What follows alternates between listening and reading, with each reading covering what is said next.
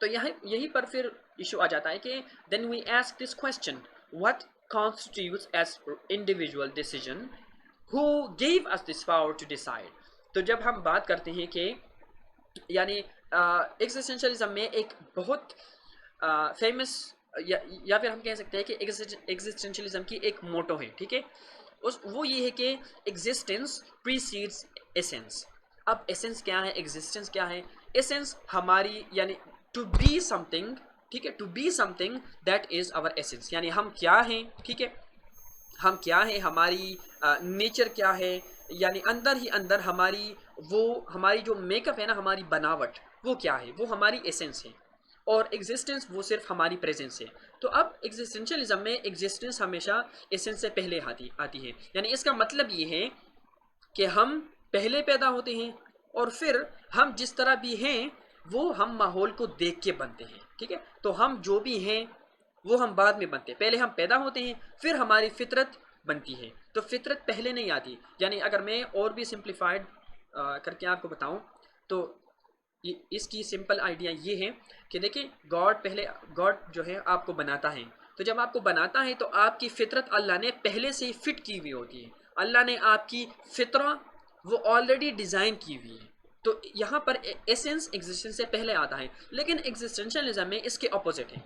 जिस तरह के एग्जिस्टेंशियलिज्म गॉड की डिनाइल है, तो उसके साथ साथ ही एग्जिस्टेंशियलिज्म ह्यूमन नेचर की डिनाइल करता है। वो कहता है कि ह्यूमन नेचर जैसी कोई चीज़ ही नहीं है, बल्कि इंसान पहले पैदा होता है और फिर वो अपनी मर्जी के मुताबिक अपनी फितरत बनाता है।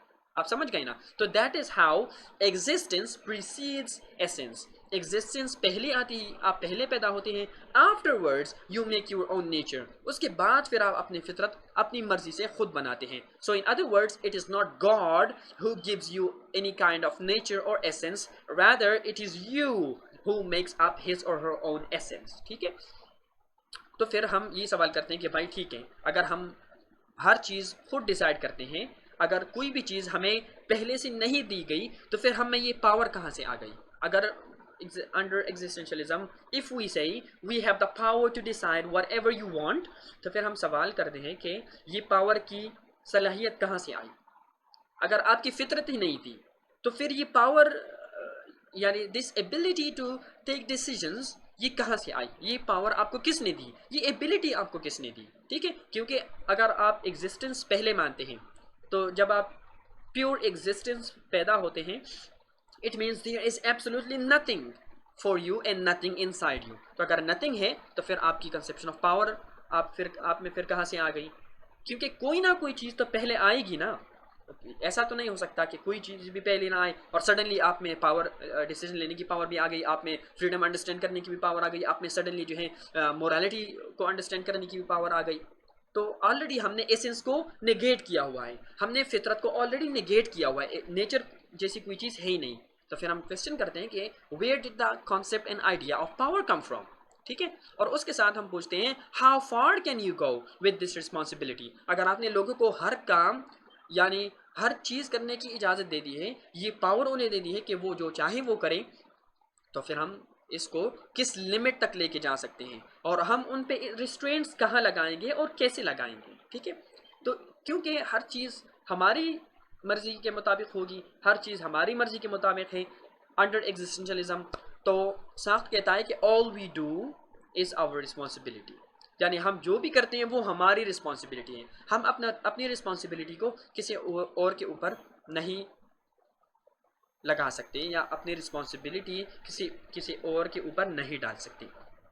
Therefore, the existentialist concern is not just to assert this, but to persuade people to act on it to exercise their freedom. तो यहाँ पर जब साख्त फ्रीडम की बात करता है कि हमारे पास रेडिकल फ्रीडम है and we have this radical subjective power to decide whatever you want, तो उसके साथ फिर ये फिलॉसफी एक असर्शन से एक प्रिस्क्रिप्टिव फिलॉसफी में कन्वर्ट हो जाते हैं, ठीक है।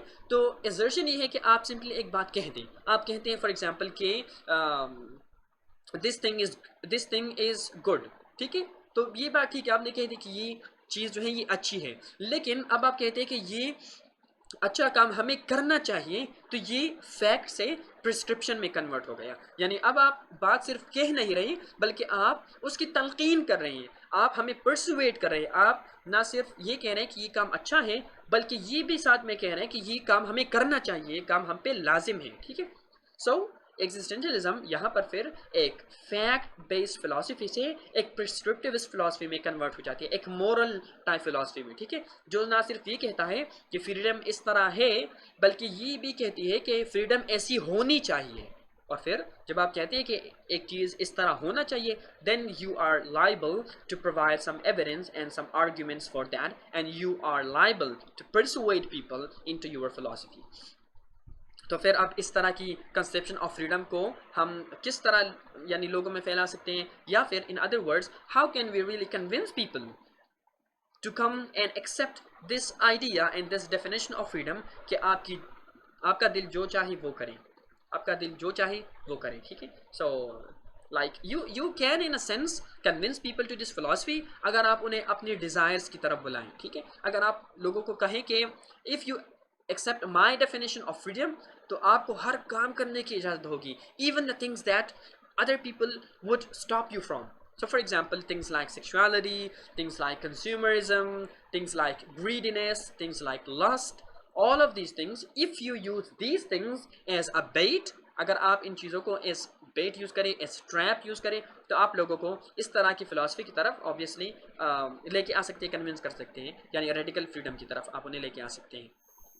Because there is a negative element to that. You are basically telling people कि अगर आप मेरी फ़िलासफ़ी को अपनाएंगे ना, तो आप हर वो काम कर सकेंगे जिसकी दूसरी ideologies या दूसरे religions आपको उसकी इजाज़त नहीं देते, and that is obviously something alluring, something captivating to the human mind.